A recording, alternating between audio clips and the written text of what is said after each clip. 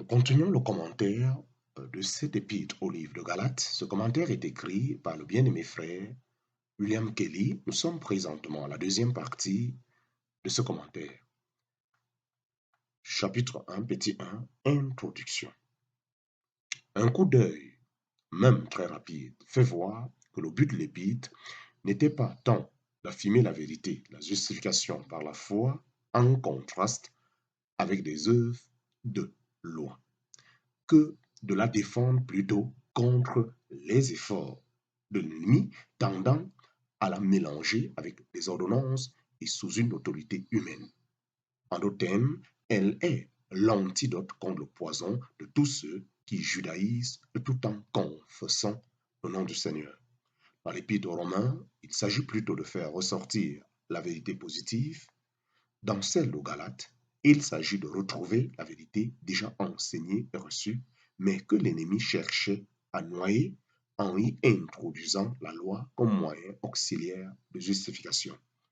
Le Saint-Esprit, par l'apôtre Paul, s'applique à anéantir entièrement tout cet effort de Satan. C'est là ce qui donne un temps particulier à cet épître. Chapitre 1, petit 2, chapitre 1, petit 2, chapitre 1, petit 2, Galates chapitre 1, verset 1 à 3. Galates chapitre 1, verset 1 à 3.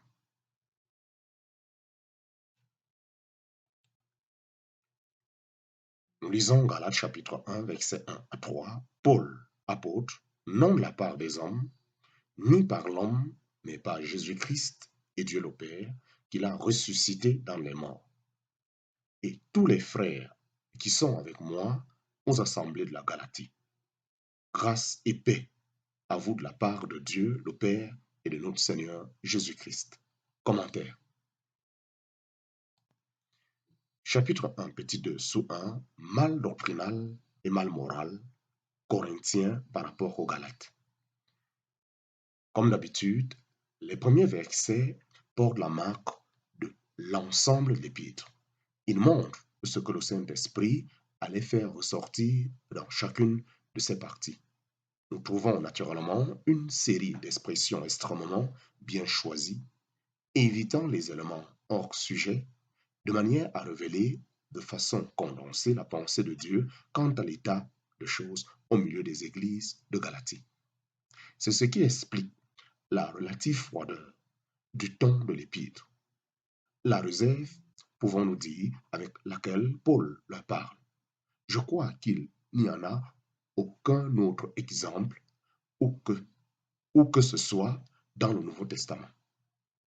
La raison en est la suivante. Le mauvais état où les Galates étaient tombés n'avait pas sa source dans l'ignorance, mais plutôt dans l'infidélité. Or, cela fait une grande différence. Dieu montre une très grande patience envers un simple manque de lumière, mais tolère, mais il ne tolère pas que ses saints agissent légèrement à l'égard de la lumière qu'il leur a donnée. L'apôtre était pénétré de la pensée de Dieu et nous l'a donnée sous forme écrite sans le moindre mélange d'erreurs humaines. Il nous a donné non seulement la pensée, mais les sentiments de Dieu. Or, l'homme réserve la rigueur de sa censure pour ce qui est immoral, tromperie ou ivrognerie ou autre chose grossière. Toute personne correcte est sensible à ces choses.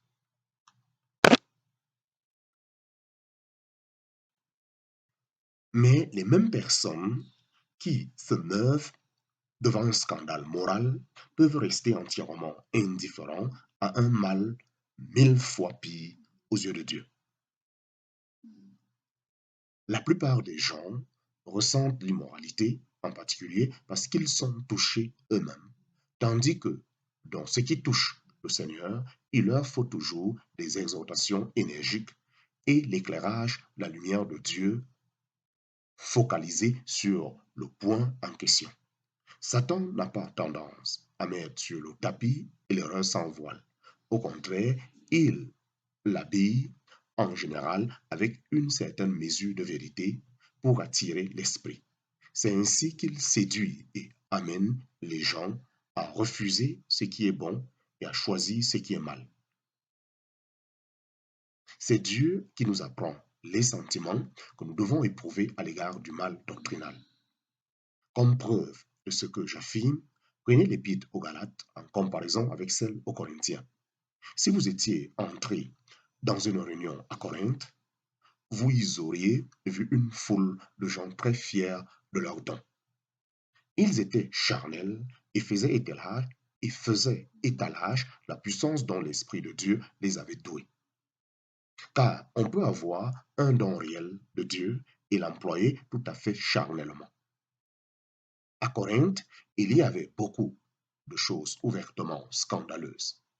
Au début du christianisme, on avait l'habitude d'avoir des agapes, en parenthèse, ou repas d'amour, qui étaient un repas ou un souper pris en communion avec, pris en commun avec les hommes, pris en commun quand les hommes étaient libres de se réunir après ou avant leur travail.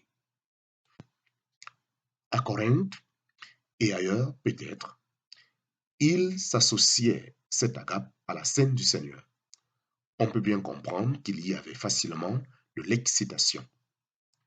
Rappelons-nous que ces croyants venaient juste de sortir de la corruption et des ténèbres du paganisme.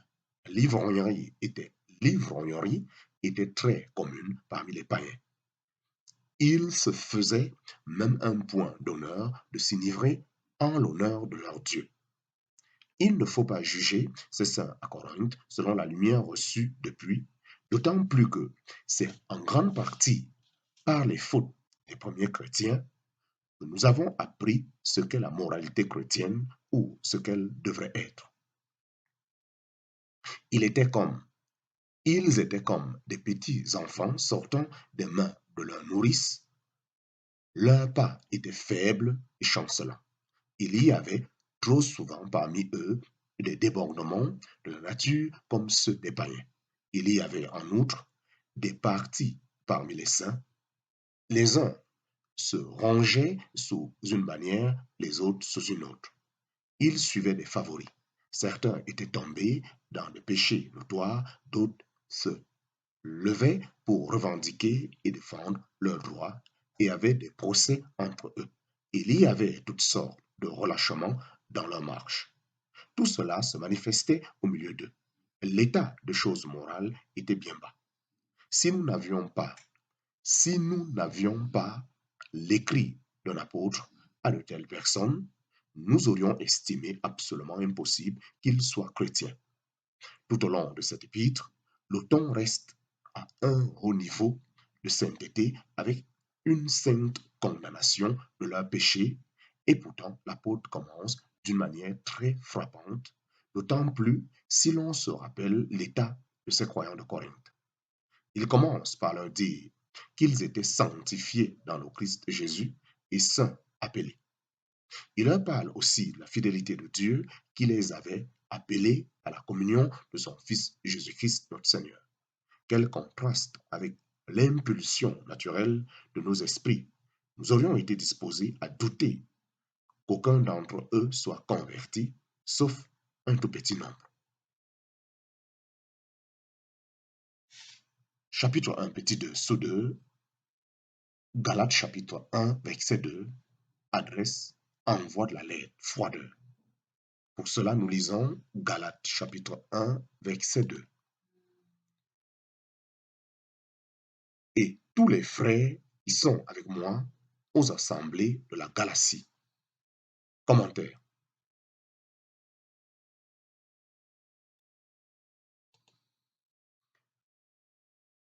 Galates chapitre 1, verset 2, adresse l'envoi de la lettre froideur. Mais comment se fait-il qu'il y ait de si fortes impressions d'affection envers les Corinthiens vivant dans un tel désordre alors qu'il n'y en a aucune envers les Galates? Écrivant au premier, il les appelle l'Assemblée de Dieu. Paul, apôtre appelé de Jésus-Christ, à l'Assemblée de Dieu qui est à Corinthe, aux sanctifiés dans le Christ Jésus, saints appelés. Je rends toujours grâce à mon Dieu pour vous, à cause de la grâce de Dieu qui vous a été donnée dans le Christ Jésus, de ce qu'en toute chose vous avez été enrichis en lui, en toute parole et toute connaissance, de sorte que vous ne manquez d'aucun don de grâce pendant que vous attendez la révélation de notre Seigneur Jésus-Christ, etc. Puis, il aborde la question, de ce qui était mal et la poursuit tout au long de l'épître. En écrivant aux Galates, au contraire, il dit, Paul, apôtre, en parenthèse, non la part des hommes, ni par l'homme, mais par Jésus-Christ et Dieu le Père qui l'a ressuscité dans les morts. Et tous les frères qui sont avec moi aux assemblées de la Galatie. Grâce et paix à vous, de la part de Dieu le Père et de notre Seigneur Jésus-Christ. En parenthèse, Galates chapitre 1, verset 1 à 3. Pas un mot qui exprime leur position en Christ ou en Dieu le Père. Pas un mot et qui les qualifie de saints dans le Christ Jésus ou de frères fidèles. Il reste au niveau du strict minimum possible quand on s'adresse collectivement à des chrétiens ici-bas. Il parle d'eux comme les assemblées de la Galatie. Il ne les associe pas à personne d'autre, mais il les prend, pour ainsi dire, comme quelque chose ne valant rien. Inversement, l'apôtre prend soin de dire, tous les frères qui sont avec moi aux assemblées de la Galatie, s'il ne parle pas des saints en général, il parle universellement des frères qui étaient alors avec lui, ses compagnons de service, qu'il s'associe en écrivant aux Galates. Ils avaient une raison pour le faire. Il n'était pas seul dans son témoignage, malgré toutes les insinuations des faux docteurs. C'est comme si tous les frères qui étaient avec lui s'identifiaient avec ce qu'il était en train de leur écrire. Chapitre 1, petit 2, sous 3, chapitre 1, verset 1, le ministère de Paul n'est pas d'origine humaine. Dans la manière dont il parle de lui-même, il y a aussi quelque chose de bien remarquable. Paul, apôtre non pas la part des hommes, ni par l'homme, mais par Jésus-Christ et Dieu le Père, il a ressuscité dans les morts, etc. Il commence d'emblée la controverse. Les premières paroles sont déjà un coup porté à leur notion judaïque dans leurs racines. Il trouvait à redire à l'apôtre parce qu'il n'avait pas été avec le Seigneur Jésus lorsqu'il était sur la terre. Quelle est la réponse de Paul? J'accepte, dit-il, ce que vous m'exprimez sous forme de reproche. Je ne suis pas apôtre de la part des hommes, ni par l'homme, ni par l'homme. Il exclut complètement toute opération humaine quelconque tendant à le nommer ou à l'établir. Son apostolat n'était ni de la part des hommes, quant à sa source, ni par l'homme comme agent intermédiaire. En aucune manière. Rien n'aurait été plus aisé pour Dieu que de convertir Paul à Jérusalem. C'est là qu'il avait été élevé au pied de Gamaliel. C'est là qu'avait commencé à éclater sa violence contre les chrétiens. Mais quand Dieu le rencontra, il était loin de Jérusalem, toujours acharné à persécuter les saints. Et là, aux environs de Damas, en plein jour, le Seigneur invisible, où les autres se révèlent depuis le ciel à Saul de Tarse pour son plus grand étonnement. Il n'était pas seulement un saint par appel, mais un apôtre par appel. Apôtre non pas de la part des hommes, ni par l'homme, mais par Jésus-Christ et Dieu le Père qui l'a ressuscité dans les morts.